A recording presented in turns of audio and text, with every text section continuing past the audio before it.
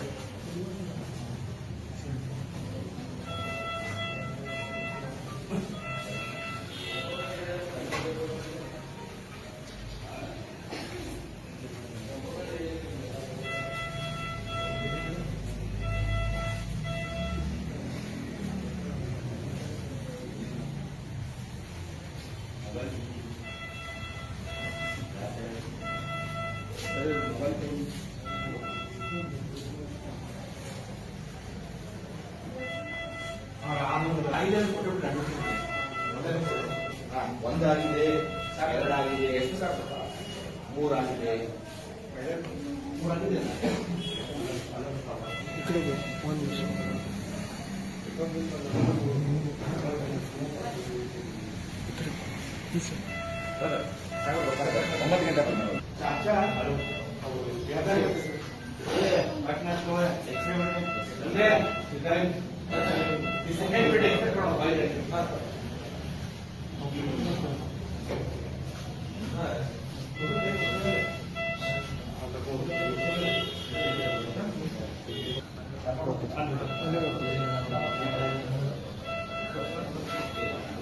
ಇವತ್ತು ಬೆಳಗ್ಗೆ ನಮ್ಮ ಕಿತ್ತೂರು ಪೊಲೀಸ್ ಠಾಣಾ ವ್ಯಾಪ್ತಿಯಲ್ಲಿ ನಮ್ಮ ಪೊಲೀಸರು ಆತ್ಮರಕ್ಷಣೆಗಾಗಿ ಗಾಳಿಯಲ್ಲಿ ಗುಂಡಾರಿಸಿ ಆಮೇಲೆ ಆರೋಪಿ ನಮ್ಮ ಪೊಲೀಸರ ಮೇಲೆ ಅಟ್ಯಾಕ್ ಮಾಡಿರ್ತಕ್ಕಂಥ ಸಂದರ್ಭದಲ್ಲಿ ತಮ್ಮ ಆತ್ಮರಕ್ಷಣೆಗಾಗಿ ಮತ್ತೊಂದು ಸುತ್ತಿನ ಗುಂಡನ್ನು ಆರೋಪಿತರ ಮೇಲೆ ಹಾರಿಸಬೇಕಂತ ಸಂದರ್ಭ ಬಂತು.